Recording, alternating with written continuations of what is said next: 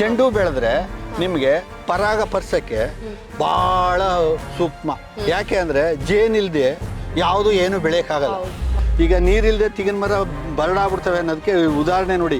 ಈಗ ನಮ್ಮ ತೋಟನ ಯಾವುದಕ್ಕೂ ನೀರು ಕೊಡಲ್ಲ ತೆಂಗಿನ ಮರಗಳಿಗೆ. ಫಲ ನೋಡಿ ಹೆಂಗಿದೆ. ರೈತನಿಗೆ ಬೇರೆ ಕಡೆ ಆಸೆ ದುಡ್ಡು ಎಲ್ಲ ಬರಬಾರ್ದು. ದುಡ್ಡು ನನ್ನ ಜಮೀನಲ್ಲಿದೆ, ನಾನು ಸಂಪಾದನೆ ಮಾಡಬೇಕು ಅನ್ನೋ ಛಲ ಅವನು ಬರಬೇಕು. 3,000 ಕೋಳಿ ಸಾಕಿದ್ರೆ ನಿಮಗೆ ಒಂದು 40 ದಿನಕ್ಕೆ ಪರಂಗಿ ಬೆಳೆಯೋಕ್ಕಾಗಲ್ಲ ಅಂದರೂ ಪರಂಗಿ ಬೆಳೆದು ತೋರಿಸ್ದೆ, ಕಲ್ಲಂಗಡಿ ಬೆಳೆಯೋಕ್ಕಾಗಲ್ಲ ಅಂದರೂ ಕಲ್ಲಂಗಡಿ ಬೆಳೆದು ತೋರಿಸಿದ್ದೀನಿ. ರೈತ ಅಂದಮೇಲೆ ಅವನೇನು ಮಕ್ಕಳು ಹೆಂಗೆ ಸಾಕ್ತಾನೆ ಹಂಗೆ ಗಿಡನೇ ಸಾಕ್ತಾರೆ. ಅಂತ್ಯದಲ್ಲಿ ರೈತನಿಗೆ ಹೆಣ್ಣು ಕೊಡೋಕೆ ಇಂಕು ಮುಂಕು ನೋಡ್ತಾರೆ. ಈ ಗಿಡನೇ ಇಷ್ಟು ಮಟ್ಟ ಸಾಕವ, ಹೆಂಡತಿ ಎಷ್ಟು ಮಟ್ಟ ಸಾಕ್ತಾನೆ ಅಂತ ತಿಳ್ಕೊಳ್ಳಲ್ಲ ನೋಡಿ. ಒಂದು ಎಕರೆಯಲ್ಲಿ 1 ಲಕ್ಷ ಪಕ್ಕ ಆದಾಯ ಮಾಡಬೇಕು.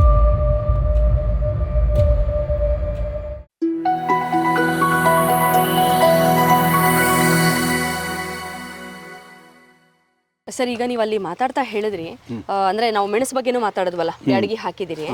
ಇವಾಗ ಒಂದು ಹಾಕೋ ಜಾಗದಲ್ಲಿ 2 ಹಾಕಿದ್ರೆ ಇದಕ್ಕೆ ಬೇಕಾಗಿರೋ ಪೋಷಕಾಂಶನ ಇನ್ನೊಂದು ಎಳ್ಕೊಂಡು ಇನ್ನೊಂದು ಕುಂಠಿತ ಆಗೋ ಸಾಧ್ಯತೆಗಳು ಇರೋದಿಲ್ವಾ? ಆ ಥರ ಆಗಲ್ವಾ? ಸಾಮಾನ್ಯ ಹಂಗಾಗುತ್ತೆ ಅಂತ ಕೇಳಿರ್ತೀವಲ್ವಾ? ಇಲ್ಲ, ಕೇಳೋದು ಸರಿ, ನೀವು ಅವರು ಹೇಳೋದು ಸರಿ. ಆದರೆ ಅದಕ್ಕೆ ಆದ ಗುಂಟೆ ಬೇರುಗಳು ಅಂತ ಇರ್ತದೆ. ಒಂದೊಂದಕ್ಕೆ ಒಂದೊಂದು ಥರ ಬೇರುಗಳಿರ್ತದೆ. ಈ ಪಾಚಿ ಬೇರು ಬರ್ತಕ್ಕಂಥದ್ರಲ್ಲಿ ಏನು ಅದಕ್ಕೆ ಕುಂದಿತ ಆಗಲ್ಲ. ಬೇರಲ್ಲಿ ನಾನಾ ಥರ ಬೇರುಗಳು ಬರುತ್ತೆ. ಒಂದೊಂದು ಗಿಡದಲ್ಲಿ ಒಂದೇ ಥರ ಬೇರು ಬರಲ್ಲ. ಒಂದು ಗುಂಟು ಬೇರು ಇರುತ್ತೆ, ಒಂದು ಪಾಸ್ ಬೇರು ಅಂತ ಇರುತ್ತೆ. ಅಂದ್ರೆ ತುಂಬಾ ಆಳಕ್ಕೆ ಹೋಗೋದೊಂದು ಮೇಲ್ಗಡೆ 3 ತಿಂಗಳ ಫಸಲೆಲ್ಲ ಮೇಲ್ಗಡೆನೆ ಇರ್ತಕ್ಕಂಥ ಬೇರು. ಅದು ತುಂಬಾ ಎಳ್ಕೊಳ್ಳಲ್ಲ. ಅದು ತುಂಬಾ ಎಳ್ಕೊಳ್ಳಲ್ಲ. ಅದ್ರಲ್ಲಿ ನೆರಳಲ್ಲಿ ಬೆಳ್ತಕ್ಕಂಥ ಗಿಡ ಅದು. Okay okay okay. ಇವಾಗ ನೀವು ಉಪ ಬೆಳೆಗಳು ಅಥವಾ ಮಲ್ಟಿ ಕ್ರಾಪಿಂಗ್ ಅಂತ ಹೇಳಿದ್ರಲ್ಲ, ಏನೇನ್ ಮಲ್ಟಿ ಕ್ರಾಪಿಂಗ್ ನ ನೀವು ಮಾಡಿದಿರಿ?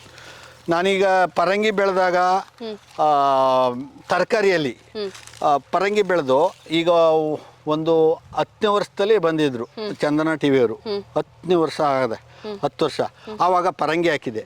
ಪರಂಗಿ ಹಾಕ್ಬಿಟ್ಟು ಬೆಂಡೆ ಹಾಕಿದೆ ಮಧ್ಯವಾಗಿ, ಪಕ್ಕದಲ್ಲಿ. ಈಗ ಹೆಂಗೆ ಹಾಕಿದೆ ಹಂಗೆ ಬೆಂಡೆ ಹಾಕಿದೆ. ಅದು ಪರಂಗಿ 4 ತಿಂಗ 5 ತಿಂಗ ಬೇಕು. ಹೌದು, ಏನೋ ಬೆಳೆ ಬರ್ಬೇಕಾದ್ರೆ ಅದ್ರ ಮಧ್ಯೆ ಜಾಗ ಐತಲ್ಲ, ಅಲ್ಲಿ ಬೆಂಡೆ ಹಾಕಿದೆ. ಬೆಂಡೆ 45 ದಿನದ ಫಸಲು. ಹುಟ್ಟುಡ್ತೆ ಅದು ಮುಗುರು ಬರುತ್ತೆ ಬೆಂಡೆ. ಚೆನ್ನಾಗಿ ಬಂತ. ಅದ್ರ ಗೆಡ್ಡೆ ಅದಲ್ಲ, ಅದು ಎಲ್ಲಕ್ಕಿಂತ ಶ್ರೇಷ್ಠವಾದ್ದು ಭೂಮಿಗೆ ನಾರಿನಂಶ. ಜಿಂಕು ಅಂತ ಕೊಡ್ತಾರಲ್ಲ, ಆ ಜಿಂಕು ಆ ಬೆಂಡೆ ಗಿಡದಲ್ಲಿದೆ. ಅದನ್ನ ನಾವು ಗೆಂಡೆ ಕಿತ್ತಾದ್ಮೇಲೆ, ಕಾಯಿನೆಲ್ಲ ಕಿತ್ಕೊಂಡಾದ್ಮೇಲೆ ಅದನ್ನ ಅಲ್ಲಿ ಮಲ್ಚಿಂಗ್ ಮಾಡಿದ್ರೆ ಜಿಂಕು ಅದಕ್ಕೆ ಬೇಕಾದ್ದು. ಪಪ್ಪಾಯಿಗೆ ಬೇಕಾಗಿರ್ತಕ್ಕಂಥದ್ದು ಜಿಂಕ್ ಜಾಸ್ತಿ ಬೇಕು. ಸೊ ಈ ಕಾಂಬಿನೇಷನ್ ತಿಳ್ಕೋಬೇಕು. ಹಾಗಿದ್ರೆ ಹೇಳಿ, ಏನ್ ಹಾಕಿದಾಗ ಇನ್ನೊಂದು ಮಧ್ಯದಲ್ಲಿ ನೆರಳಲ್ಲಿ ಹಾಕೋ ಬೆಳೆ ಏನೇನ್ ಹಾಕ್ಬೋದು ಅಂತ ಹೇಳಿ. ನೀವು ಬಾಳೆ ಹಾಕ್ಬೇಕಾರೆ, ಪರಂಗಿ ಹಾಕ್ಬೇಕಾರೆ ಬೆಂಡೆ ಬೆಳಿಬೋದು, ಚೆಂಡು ಬೆಳಿಬೋದು. ಚೆಂಡು ಬೆಳೆದ್ರೆ ನಿಮಗೆ ಪರಾಗಸ್ಪರ್ಶಕ್ಕೆ ಬಹಳ ಸೂಕ್ಷ್ಮ. ಯಾಕೆ ಅಂದ್ರೆ ಜೇನಿಲ್ದೆ ಯಾವುದು ಏನು ಬೆಳೆಯಕ್ಕಾಗಲ್ಲ. ಪರಾಗಸ್ಪರ್ಶ ಮಾಡಬೇಕು. ಜೇನುಳ 3 ಹೊಟ್ಟೆ ಅದಕ್ಕೆ. ಜೇನುಳಿಗೆ ಒಂದು ಮಕರಂದನ ಈರ್ತಕ್ಕಂಥದ್ದು, ಅದನ್ನ ನೀರಿ ತಗೊಬಂದು ಗೂಡಲ್ಲಿ ತುಪ್ಪ ಹಾಕ್ತಕ್ಕಂಥದ್ದು ಹೊಟ್ಟೆ ಒಂದು, ಮರಿ ಕೊಡ್ತಕ್ಕಂಥದ್ದು ಒಂದು ಹೊಟ್ಟೆ. ಆ ಥರ ಜೇನಿಗೆ 3 ಹೊಟ್ಟೆ ಇದೆ. ಅದನ್ನ ನೋಡಿದ್ರೆ ನಿಮ್ಮ ಕೂದಲಿಗಿಂತ ಸಣ್ಣ, ಅದಕ್ಕೆ ಮೂತಿ. ಅದರಲ್ಲಿ ಚೂಜಿನೂ ಉಳಿಕೊಂಡದೆ. ನಾವು ಯಾರು ಕೆಡಕ್ ಮಾಡಿದ್ರೆ ಹಿಂದ್ಗಡೆಯಿಂದ ಚುಜ್ಜಿ ಚುತ್ತ, ಮುಂದ್ಗಡೆಯಿಂದನೂ ಚುಜ್ಜಿ ಚುತ್ತುತ್ತೆ. ಆ ಥರ ಅದನ್ನೊಂದು ಸ್ವಲ್ಪ ತಿಳ್ಕೋಬೇಕು. ನಮ್ಗೆ ಯಾವ್ಯಾವುದು ನಮಗೆ ಜಾಸ್ತಿ ಹೂವು ಹಾಕಿರ್ತೀವಿ, ಹೂವು ಬರತಕ್ಕಂಥದ್ದು. ಈಗ ಬಾಳೆ ಒಂದ್ಸರಿ ಬರುತ್ತೆ ಹೂವು, ಸ್ವಲ್ಪ ಜೇನು ಕಮ್ಮಿ ಇದ್ರೂ ನಡೀತದೆ. ಪರಂಗಿಗೆ ಅದು 1 ವರ್ಷಕ್ಕಂಟ ಹೂವು ಬಿಡ್ತಾನೆ ಇರ್ತದೆ. ಪರಂಗಿ 1 ವರ್ಷ ಬರುತ್ತೆ. ನಾನು ಹಾಕಿದ್ದೆ ಪರಂಗಿ. ನಾನು ಅದೇ ಯಾವ್ದು ಆಗಲ್ಲ ಅಂತಾರೆ ಅದನ್ನ ಹಾಕಿ ತೋರ್ಸೋದು. ನೀವು ಎಕ್ಸ್ಪೆರಿಮೆಂಟ್ ಮಾಡೋದೇ ನಿಮ್ಮ ಶಕ್ತಿ. ನನ್ನ ಶಕ್ತಿ ಅದೇ ಒಂದು. ನೀರಿಲ್ದೆ ಬಾಳೆ ಬೆಳೆಯಕ್ಕಾಗಲ್ಲ.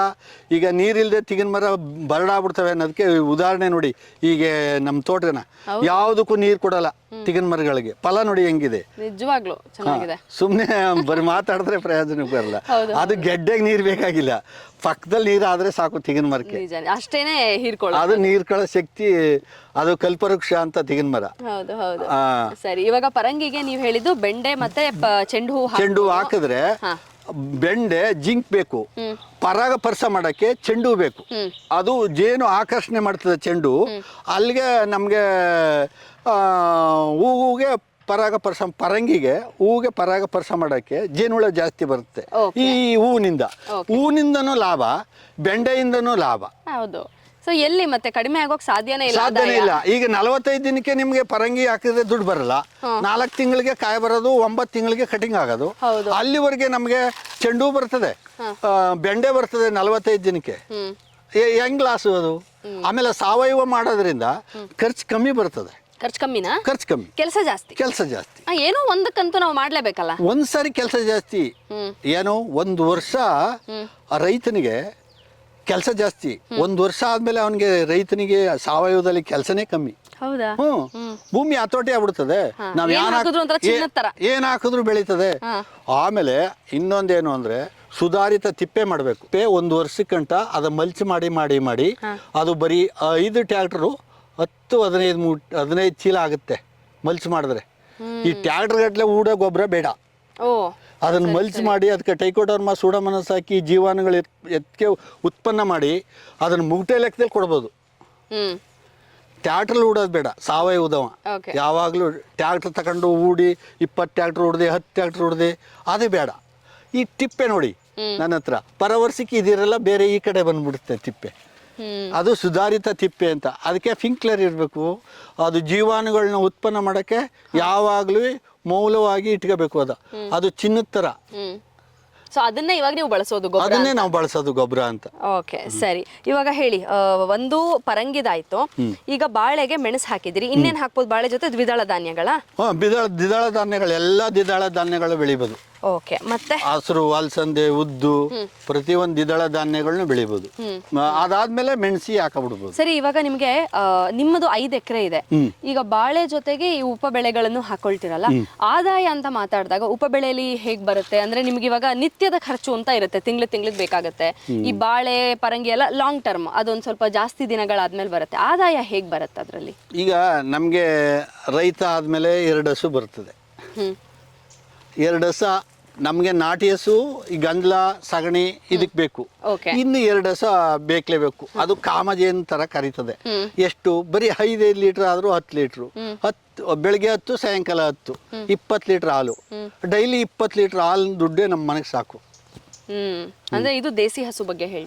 ದೇಸಿ ಹಸು ಬಗ್ಗೆ ನಮ್ಗೆ ಈಗ ಸಿಟಿಗೆ ನಾವು ಹಾಲು ಒದಗಿಸ್ಕೊಡಕ್ಕಾಗಲ್ಲ ಅಂತ ಅವರು ಈ ಹಂದಿ ಬಿಂದನ ಹಾಕಿ ಹಸು ಮಾಡಿದ್ರು. ಆ ಹಸು ನಾವು ಅದನ್ನ ಮಡಿಕೊಂಡು ನಾವು ಉಪಯೋಗಿಸೋಕ್ಕಾಗಲ್ಲ, ನಾವು ಸಾವಯವ ಮಾಡೋಕ್ಕಾಗಲ್ಲ ಅಂತ ಒಂದು ನಮ್ಮದು ನಾಟಿ ಹಸು ಮಡಿಕೊಂಡಿದ್ದೀವಿ. ಈ ಸಂಪಾದನೆಗೆ 2 ಇಲಾಚಿ ಹಸುಗಳು ಮಡಗಿದ್ದೀವಿ. ಅದೇ ಸಾಕು. ಈಗ ತೆಂಗಿನ ಮರದಲ್ಲಿ ಬರ್ತಕ್ಕಂಥ 1.5 ತಿಂಗಳಿಗೆ 2 ತಿಂಗಳಿಗೆ ಒಂದ್ಸರಿ ಕಾಯಿ ಬೆಳ್ತವೆ, ಅದನ್ನ ಖರ್ಚು ಮಾಡ್ತಿದ್ದೀವಿ. ಅದಲ್ಲದೆ ನಾವು ಈ ಬಾಳೆಗೆ ಖರ್ಚು ಮಾಡಕ್ಕಂಥದ್ದು ಈ ತರಕಾರಿಗಳು ಬೆಳಿತಿದ್ದೀವಿ, ಈ ದ್ವಿದಳ ಧಾನ್ಯಗಳು ಬೆಳಿತಿದ್ದೀವಿ, ಈ ಚೆಂಡು ಬೆಳಿತಿದ್ದೀವಿ. ಇವೆಲ್ಲ 45 ದಿನಕ್ಕೆ ಬರ್ತಕ್ಕಂಥದ್ದು. ಆ ದುಡ್ಡನ್ನೇ ಅಲ್ಲಿ ಮಾಡ್ತೀವಿ. ಈ ಗಂಟನಾಗೆ ಉಳ್ಕತ್ತದೆ. ನಿಜ. ಆದ್ರಿಂದ ನಮಗೆ ಲಾಭ ನಾವು ತೋರಿಸ್ತಾ ಇದೀವಿ. ಅಂದ್ರೆ ಇವಾಗ ನೀವು ಕುಟುಂಬದವರೇ ಸೇರ್ ಮಾಡೋದ್ರಿಂದ ಲೇಬರ್ ಖರ್ಚು ಉಳಿತು. ಆಮೇಲೆ ನೀವು ಏನದು ಕೀಟನಾಶಕ ಅದು ಎಲ್ಲಾನು ಹೊರಗಡೆಯಿಂದ ತರಲ್ಲ, ಇಲ್ಲೇ ಹಸು ಗಂಜಲ ಸಗಣಿ ಬಳಸಿ ಮಾಡೋದ್ರಿಂದ, ಮತ್ತೆ ಅಡಿಗೆ ಮನೆ ವಸ್ತುಗಳಲ್ಲಿ ಮಾಡೋದ್ರಿಂದ ಆ ಖರ್ಚು ಉಳಿತು. ಅಂದ್ರೆ ಖರ್ಚು ಕಡಿಮೆ, ಆದಾಯ ಜಾಸ್ತಿ ಆಗುತ್ತೆ ಅಂತ ಹೇಳ್ತೀರಿ. ಸೊ ಬದನೆ ನೋಡೋಣ ಬನ್ನಿ. ಇವಾಗ ಅದಕ್ಕೆ ಬದನೆಗೆ ಸಾಮಾನ್ಯ ಈ ಕೋಸು ಬದನೆ ತುಂಬಾ ಹುಳು ಹೊಡೆಯುತ್ತೆ ಅಂತ ಒಂದು ಬೆಳೆಯೋದಕ್ಕೆ ಹಿಂಜರಿತಾರೆ, ಇನ್ನೊಂದು ಬೆಳೆದ್ರೂ ತುಂಬಾ ಸ್ಪ್ರೇ ಮಾಡೋ ಅವಶ್ಯಕತೆ ಬೀಳುತ್ತೆ. ನೀವ್ ಏನ್ ಧೈರ್ಯ ಮಾಡಿ, ಏನ್ ಚಾಲೆಂಜ್ ಮಾಡಿ ಇದನ್ನ ಬೆಳೀತಾ ಇದೀರಾ ಅಂತ ನನಗೆ ಅರ್ಥ ಆಗ್ತಿಲ್ಲ. ಅದೇ ಈಗ ಈ ಪ್ರಗತಿಪರ ರೈತ ಅಂದಮೇಲೆ ಇಷ್ಟು ಮಾಡೋಕ್ಕಾಗಲ್ವ ನನ್ನ ಹತ್ರ, ಇದನ್ನ ಮಾಡಿ ಬದನೆಯನ್ನು ತೋರಿಸ್ಬೇಕು. ಮೊದಲು ಈ ಪರಂಗಿ ಬೆಳೆಯೋಕ್ಕಾಗಲ್ಲ ಅಂದ್ರು ಪರಂಗಿ ಬೆಳೆದು ತೋರಿಸ್ದೆ, ಕಲ್ಲಂಗಡಿ ಬೆಳೆಯೋಕ್ಕಾಗಲ್ಲ ಅಂದ್ರು ಕಲ್ಲಂಗಡಿ ಬೆಳೆದು ತೋರಿಸಿದ್ದೀನಿ. ಈಗ ಬದನೆ ಬೆಳೆಯೋಕ್ಕಾಗಲ್ಲ ಅಂತ ಯಾರೇ ಹೇಳಿದ್ರು, ಈಗ ನೋಡಿ ನಾನು ಬೆಳೀತಿದ್ದೀನಿ ಅಂತ ನಮ್ಮ ಗ್ರೂಪಲ್ಲೇ ನಾನು ಬದನೆ ಹಾಕಿದ್ದೀನಿ. ನೋಡೋಣ ಬನ್ನಿ. ಹಾಗಿದ್ರೆ ಇದು ಕಲ್ಲಂಗಡಿಗೂ ತುಂಬಾ ಸ್ಪ್ರೇ ಬೇಕಾಗುತ್ತೆ, ಹುಳು ಹೊಡೆಯುತ್ತೆ ಅಂತ ಹೇಳ್ತಾರಲ್ವಾ? ಅದು ಈಗ ನಾನು ಬೆಳೆದಿರೋದು ಬಾಳೆ ಒಳಗೆ ನಾಮದಾರಿ ಅಂತ ದಪ್ಪ ಕಲ್ಲಂಗಡಿ. ಈಗ ಶುಗರ್ ಕೇನ್ ಅಂತ ಬಂದಿದೆ, ಅದನ್ನ ನೆಕ್ಸ್ಟ್ ಈ ಬಾಳೆ ಕಟಿಂಗ್ ಆದ್ಮೇಲೆ ಅಲ್ಲಿ ಬೆಳೆದು ತೋರಿಸ್ಬೇಕು ಅಂತ. ಹೌದಾ? ಓಕೆ. ಈಗ ಇದು 40 ದಿನ ಆಯ್ತಾ? 42 ದಿನ. 42 ದಿನ ಆಯ್ತು. ಈ ಯಾವ ಸ್ಟೇಜ್ ಅಲ್ಲಿ ಹುಳು ಬರೋದು ಸಾಮಾನ್ಯವಾಗಿ ಬದನೆಗೆ? ಈ ಹೂ ಕಟ್ಟೋ ಟೈಮಲ್ಲಿ ಬರುತ್ತೆ ಸುಳಿ ಕೊರಕ ಅಂತ, ಅದಕ್ಕೆ ಮಜ್ಜಿಗೆ ಕಷಾಯ ಮಾಡಿದ್ದೀನಿ. ಅಲ್ಲಿ ತೋರಿಸಿದ್ರಲ್ಲ ಅರ್ಶನ ಮಜ್ಜಿಗೆ ಎಲ್ಲ ಹಾಕಿ ಅದು ಅದನ್ನ ಮಾಡಿದ್ದೀನಿ. ಓಕೆ. ಅದಾದ್ಮೇಲೆ ಇನ್ಯಾವ್ದಾದ್ರು ಕೀಟನಾಶಕಗಳು ಜಾಸ್ತಿ ಬಂದ್ರೆ ಶಿಲೀಂಧ್ರನಾಶಕ ಅದಲ್ಲ ಅದನ್ನ ಸ್ಪ್ರೇ ಮಾಡ್ತೀವಿ. ಇಷ್ಟರಲ್ಲೇ ನೀವು ಅದನ್ನ ಬೆಳೆಸ್ತೀರಾ? ಇಷ್ಟರಲ್ಲೇ ಅದನ್ನ ಬೆಳೆಸ್ತಿದ್ದೀನಿ. ಇದು ಹೇಗಿದೆ ಅಂದ್ರೆ ಒಂದು ಮಗುನ ಎಷ್ಟು ಸೂಕ್ಷ್ಮವಾಗಿ ನೋಡ್ಕೋತಾರಲ್ಲ ಹಂಗೆ ಮಾಡೋ ತರ ನನಗನ್ನಿಸ್ತಾ ಇದೆಯಪ್ಪ. ಅದು ರೈತನಾಗೆ ಜಮೀನಲ್ಲಿದ್ರೆ ಎಲ್ಲ ಅರ್ಥ ಆಗುತ್ತೆ. ಬೇರೆ ಕಡೆ ಮೈಂಡು ಬೇರೆ ಕಡೆ ಯಾವುದು ಹೋಗಬಾರ್ದು. ರೈತನಿಗೆ ಬೇರೆ ಕಡೆ ಆಸೆ ದುಡ್ಡು ಎಲ್ಲ ಬರಬಾರ್ದು. ದುಡ್ಡು ನನ್ನ ಜಮೀನಲ್ಲಿದೆ, ನಾನು ಸಂಪಾದನೆ ಮಾಡಬೇಕು ಅನ್ನೋ ಛಲ ಅವನು ಬರಬೇಕು. ಈಗ ಎಷ್ಟು ದಿನಕ್ಕೆ ಕಾಯಿ ಬಿಡೋದು? ಇದು 60 ದಿನಕ್ಕೆ ಬಂದ್ಬಿಡ್ತದೆ. ಹಿಂಗೆ ಹೋಗೋಣ. 60 ದಿನಕ್ಕೆ ಹಂಗಾರೆ ಇನ್ನೊಂದು 15 ದಿನ ಕಾಯಿ ಬಂದ್ಬಿಡುತ್ತೆ. ಕಾಯಿ ಬರ್ತದೆ. ಹೂವಿದೆ ಈಗ. ಹೂವಿದೆ. ಅಯ್ಯೋ ಎಷ್ಟು ಆರೋಗ್ಯಕರವಾಗಿ ಕಾಣ್ತಾ ಇದೆ ಅಂದ್ರೆ ನಿಮ್ ಗಿಡ. ನನ್ ಕಣ್ಣೇ ಬೀಳದೆ ಇರ್ಲಿ. ಅಷ್ಟು ಚೆನ್ನಾಗಿದೆ.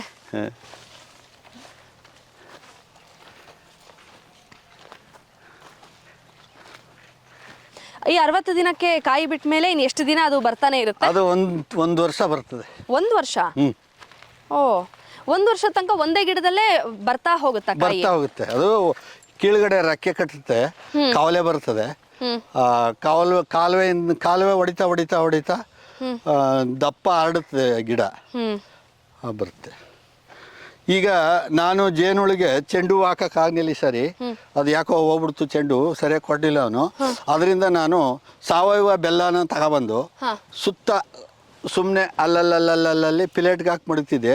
ಇವಾಗ ಚೆಲ್ಲಿದ್ದೀನಿ ಸಾವಯವ ಬೆಲ್ಲದ ಹಾಕೊಂಡು ಹೋಗ್ತೀರಾ? ಬೆಲ್ಲ ನೀರು ಹಾಕಿ, ಬೆಲ್ಲಕ್ಕೆ ನೀರು ಹಾಕಿ ಅದನ್ನ ಕರಗಿಸಿ ಸುಮ್ಮನೆ ಚೆಲ್ಕೊಂಡು ಹೋಗ್ತೀನಿ. ಏನಕ್ಕೆ ಹಂಗೆ ಮಾಡೋದ್ರಿಂದ ಏನಾಗತ್ತೆ ಹೇಳಿ? ಹಂಗೆ ಮಾಡಿದ್ರೆ ಪರಾಗಸ್ಪರ್ಶ ಮಾಡೋಕ್ಕೆ, ಜೇನುಳಿಗೆ ಆಕರ್ಷಣೆ ಮಾಡೋಕ್ಕೆ ನಾವು ಬೆಲ್ಲದ ನೀರು ಹಾಕ್ತಿದ್ವಿ. ಆ ಸಿಹಿಗೆ ಜೇನುಳ ಬರ್ತದೆ, ಆಗ ನಮ್ಮ ಗಿಡಕ್ಕೆ ಪರಾಗಸ್ಪರ್ಶ ಮಾಡ್ತದೆ. ಓ, ಟೆಕ್ನಿಕ್ ಎಷ್ಟು ಚೆನ್ನಾಗಿದೆ ಅಲ್ವಾ? ಎಲ್ಲ ಪ್ರಕೃತಿಲೇ ಇದೆ ಅಲ್ವಾ ಸರ್? ನೋಡಿ, ಅಂದ್ರೆ ನೀವು ಫುಲ್ ಚಾಲೆಂಜ್ ತಗೊಳ್ತೀರಾ? ಒಂದೊಂದೇ ಚಾಲೆಂಜ್ ಒಂದೊಂದೇ. ಈಗ ಸುಮಾರು ನಾನು 9 ವರ್ಷದಿಂದ ತೋಟಗಾರಿಕೆ ಇಲಾಖೆಯವರು ನೀನು ಆ ಕಡೆ ಬಾಳೆ ಬೆಳೆಯೋಕ್ಕಾಗುತ್ತಾ ಅಂತಂತಾರೆ. ನಾನು ಬೆಳೆದು ತೋರಿಸ್ತಿದ್ದೀನಿ ಅಂತಿದ್ದೀನಿ. ಅದರಿಂದ ನಾನು ಪ್ರಚಾರಕ್ಕೆ ಬಂದಿದ್ದೀನಿ ಅವ್ರಿಗೆ. ಹೆಂಗೆ ತೋರಿಸ್ತಿದ್ದೆ ಅಂತಂದರೆ 12 ಅಡಿ 4 ಅಡಿ ಮಾಡಿಬಿಡ್ತೀನಿ. ಅವರು ಈಗ ಪೂರ್ವ ಪಶ್ಚಿಮ ಗಾಳಿ ಜಾಸ್ತಿ ಬೇಕು, ಉತ್ತರ ದಕ್ಷಿಣ ಕಮ್ಮಿ ಆದರೂ ಪರವಾಗಿಲ್ಲ. ಪೂರ್ವ ಪಶ್ಚಿಮ ಬೆಳಕು ಮತ್ತು ಗಾಳಿ ಎರಡೂ ಬೇಕು, ಯಾವುದೇ ಫಸಲಿಗಾದರೂ ಬೇಕು. ಎಷ್ಟು ಸೂರ್ಯನ ಕಿರಣ ಮುಖ್ಯ, ನೀರಿಗಿಂತ ಸೂರ್ಯನ ಕಿರಣನೇ ಮುಖ್ಯ. ಹೌದು. ಸುಮಾರು ಜನಕ್ಕೆ ಗೊತ್ತಿಲ್ಲ.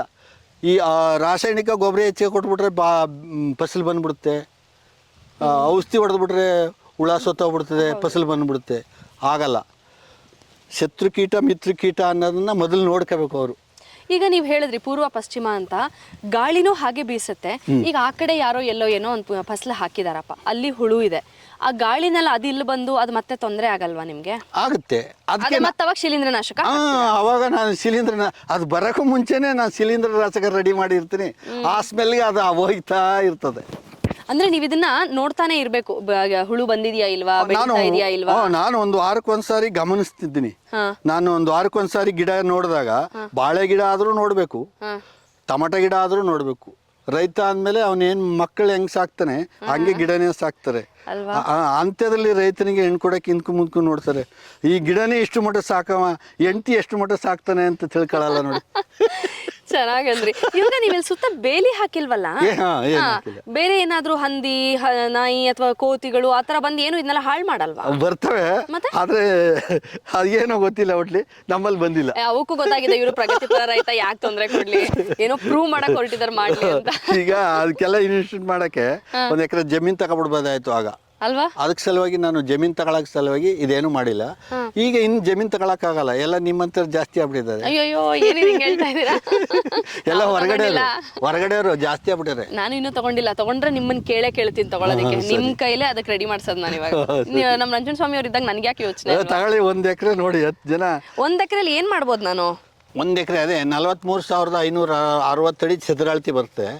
ಅದರಲ್ಲಿ 1 ಎಕರೆ ತಗೊಳ್ತಕ್ಕಂಥವ್ರು ನಾನು ಹೇಳೋದು ರೈತನಿಗಾಗಲಿ ಯಾರೇ ಆಗಲಿ 1 ಎಕರೆ ತಗೊಂಡ್ರು ಏನು ಮಾಡೋಕ್ಕಾಗಲ್ಲ ಅನ್ನೋದು ಬೇಡ. ಅದರಲ್ಲಿ 10 ಜನ ಸಂಸಾರ ಸಾಕ್ಬೋದು ಅನ್ನೋದಕ್ಕೆ ಹೇಳ್ತೀನಿ. 1 ಎಕರೆ ಜಮೀನು ತಗೊಂಡ್ರೆ 43,560 ಅಡಿ ಬರ್ತದೆ. ಅದರಲ್ಲಿ ಸುತ್ತ 5 ಅಡಿ ಅಂತರದಲ್ಲಿ 27 ತೆಂಗಿನ ಮರ ಬರುತ್ತೆ ರೌಂಡಕ್ಕೆ, ಮಧ್ಯದಲ್ಲಿ ಬೇಡ, ಸುತ್ತ ಬಾರ್ಡರ್ ತರ. ಈಗ ನಾನು ಹಾಕಿದ್ದೀನಿ ನೋಡಿ, ಹೌದು ಇದೆ ನೋಡಿ, ಇಲ್ಲಿ ನೀವು ನೋಡಿ ಲೆಕ್ಕ ಹಾಕಳಿಬೇಕಾರ ಇದು ಆ ಕೋಳಿ ಫಾರಂ ಸೇರಿಸಿ 1 ಎಕರೆ ಬರುತ್ತೆ. 27 ತೆಂಗಿನ ಮರ ಇದೆ. ಆ 27 ತೆಂಗಿನ ಮರಕ್ಕೂ ಏನೂ ಮಾಡಾಗಿಲ್ಲ ನೀವು. ಇಲ್ಲಿ ಮಧ್ಯದಲ್ಲಿ ಫಸಲು ಮಾಡ್ತೀವಲ್ಲ ಅದೇ ಸಾಕು. ಅಂದ್ರೆ ಇದರಲ್ಲಿರೋ ಪೌಷ್ಟಿಕಾಂಶನೇ ಅದು ಹೀರ್ಕೊತ್ತೆ. ಸುಲಭ ಇದು, ಸುಲಭ. ಅದಕ್ಕೋಸ್ಕರ ಕಷ್ಟಪಡಾಗಿಲ್ಲ. ಆಮೇಲೆ ಅದ್ರ ಮಧ್ಯ ಗುಂಪು ಬಾಳೆ ಅಂತ ಮಾಡಿದ್ರೆ, ನಾನು ಗುಂಪು ಬಾಳೆ ಮಾಡಿ ಪೇಪರಲ್ಲಿ ಬಂದಿದ್ದೀನಿ, ಅದನ್ನ ಹೇಳ್ತಿದ್ದೀನಿ ನಿಮ್ಗೆ. ಈಗ ಮಾಡೋದು ಬೇರೆ, ನಂಜನಗೂಡು ರಸಬಾಳೆ ಮಧ್ಯ ಈಗ 2 ತೆಂಗಿನ ಮರ ಮಧ್ಯ 27 ಗುಳಿ ಮಾಡಿ 27 ಗುಳಿಗೂ ಬಾಳೆ ಹಾಕಿದ್ರೆ ಅದು 9 ತಿಂಗ ಮಾತ್ರ ನಿಮ್ಗೆ 27 ಬರೋದು ಫಸ್ಟ್ ತಿಂಗಳು. ಆಮೇಲೆ ತಿಂಗ 27 ಬರುತ್ತೆ. ಫಸ್ಟ್ ಮಾತ್ರ 27 ಬರುತ್ತೆ, ಆಮೇಲೆ ತಿಂಗಳು 27 ಗೊನೆ ಬರ್ತದೆ. ಅಯ್ಯೋ, ನೋಡಿ ಎಷ್ಟು ಲೆಕ್ಕ ಕಳಿ. 27 ತೆಂಗಿನ ಮರ, 27 ಬಾಳೆಗೆ ಗೆಡ್ಡೆ, ತಿಂಗಳು ಒಂದೊಂದ್ರಲ್ಲಿ 27 ಗೊನೆ. ಒಂದಕ್ಕೆ 27ಕ್ಕೂ ಒಂದೊಂದು ತಿಂಗಳಿಗೆ 27 ಒಂದೊಂದು ಗೊನೆ ಬರುತ್ತೆ ಆ ಗುಂಪು ಬಾಳೆಯಲ್ಲಿ. ಅದು 5 ವರ್ಷ 6 ವರ್ಷ ನೀವು ಹೆಂಗ್ ಕಾಪಾಡ್ತೀರಾ ಹಂಗ್ ಬರುತ್ತೆ.